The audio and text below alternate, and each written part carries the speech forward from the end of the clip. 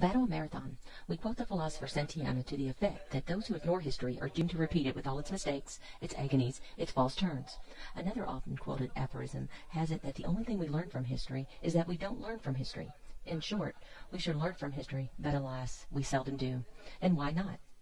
For one thing, we seldom read history, because we are so busy mastering tech manuals, so busy dredging up data to compile staff papers, so busy meeting suspense dates, that we don't very often get around to reading that historical account for which, if we bust through it, might make our understanding of today's job much easier. Moreover, when on occasion we do manage to read a little history, a retrospective account of something that has taken place in the past, we all too often look for the wrong things. Unless one has been educated to read history, there is a perfectly normal tendency to look for answers, solutions for our current problems drawn from supposedly parallel cases in the past. This is a folly. History doesn't provide answers. That is to say, solutions to the problems of today. At best, history can offer us no more than insights, and the only if we approach it in the proper frame of mind.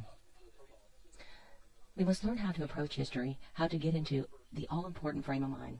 The technique is not really very esoteric. In fact, it is quite simple. One must learn to read actively rather than merely passively. One must learn to formulate questions before one begins reading, and to perfect these questions while one is reading. One formulates questions that actively engage the subject matter at hand. In short, to read history effectively is to engage in a kind of dialogue with the written page. Soaking up information like an intellectual sponge is not enough. One may learn a lot of facts that way, but so what?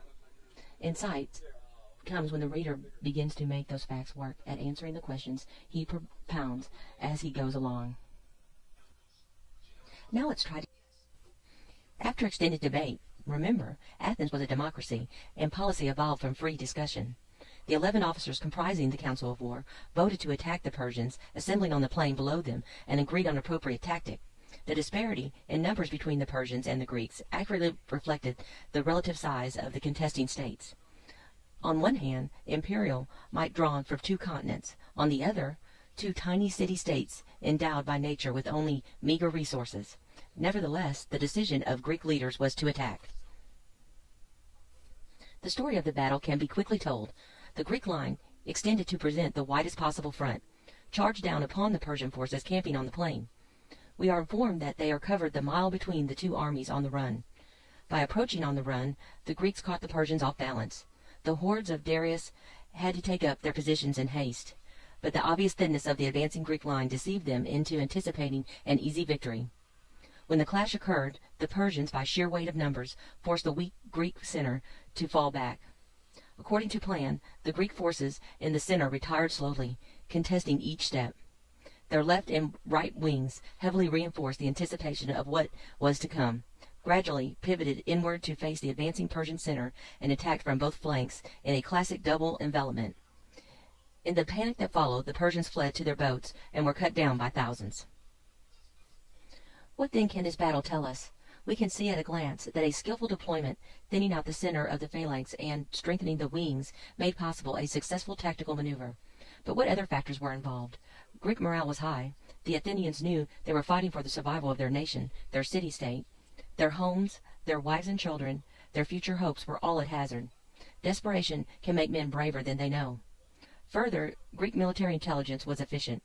The Athenians knew that for all his numbers, Darius's army was made up of a motley array of many tribes and nations whose diversities in language could scarcely fail to impede effective military operations. Moreover, who could say with assurance that all these tribesmen were so recently subjugated by the great king, were willing to give their best effort and lay their lives on the line for Persia? Air officers sometimes ask, do the principles of war, more properly the principles of battle, for war is a larger political phenomenon, still have any validity? See for yourself whether they do. It is doubtful if any military commander ever sat down and planned his strategy and tactics with a list of principles before him as an inspiration.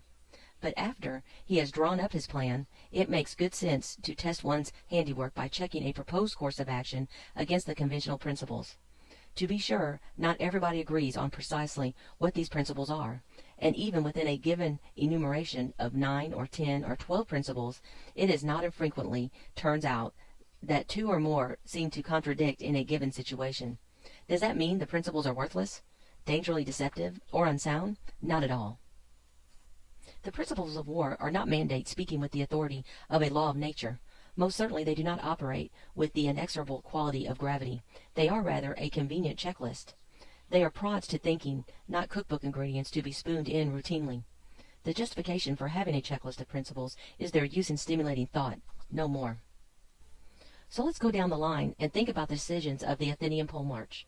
The term for war ruler, note the kinship to our word polemics, as he laid out his plan for attacking the Persians. We have no trouble spotting the principle of the objective. If the Greeks failed to whip Darius's army, the fate of Athens was sealed.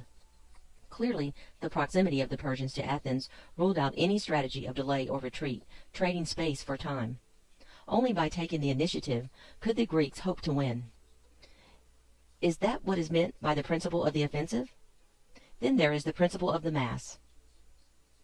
The Greeks might, in the name of prudence, have left a large portion of their force back home to man the city walls, but they relegated this task to the elderly and ineffectives in order to concentrate their mass on the critical point. Again, the principle of economy of force is discernible in the thinning down of the Greek center, well below the conventional formation 8 spears deep customarily employed by the Greek phalanx. By reducing depth, men were free to extend the line so that it would reach across the entire Persian front, leaving no flanks to be turned. As for the principle of maneuver, this has already been identified. The Greeks did not simply hurl their mass at the Persians, but relied on a carefully planned maneuver to make up for the disparity in size between the two armies. So too surprise and simplicity have already been addressed. The tactical recoil of the sitter, which was virtually inevitable given the numerical weight of the Persians, was turned into an asset.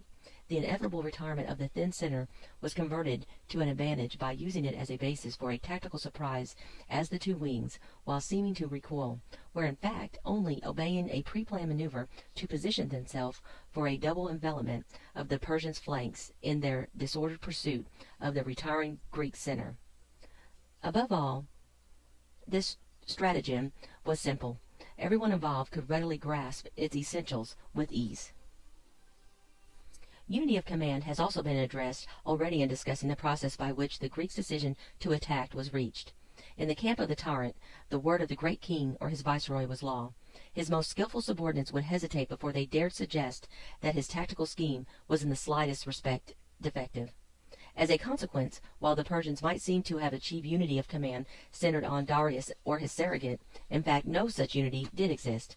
Subordinate commanders, persuaded against their will, in the absence of free discussion, were of opinion still, and men who doubt the wisdom of a given course of action were little likely to perform with the utmost zeal.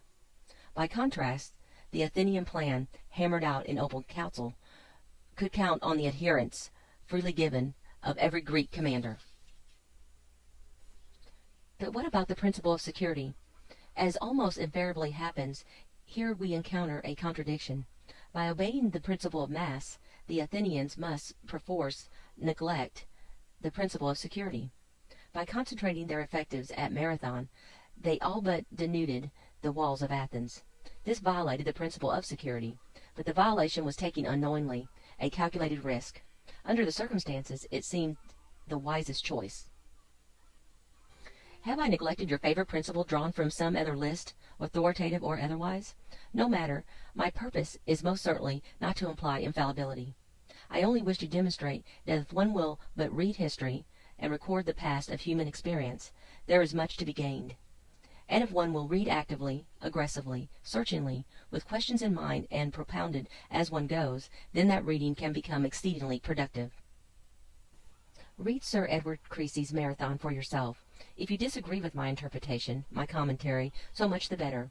Such disagreement, if well founded on evidence, only serves to suggest that you are thinking seriously about the enduring problems of strategy and tactics.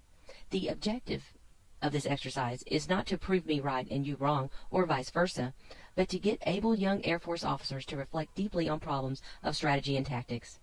Read history first to sharpen your intellectual tools. Then try to determine if the principles of war or battle actually do apply to air weapons. There is a task fairly crying to be done. No one has ever really effectively determined whether the principles do indeed apply to air warfare with or without exceptions. Any takers?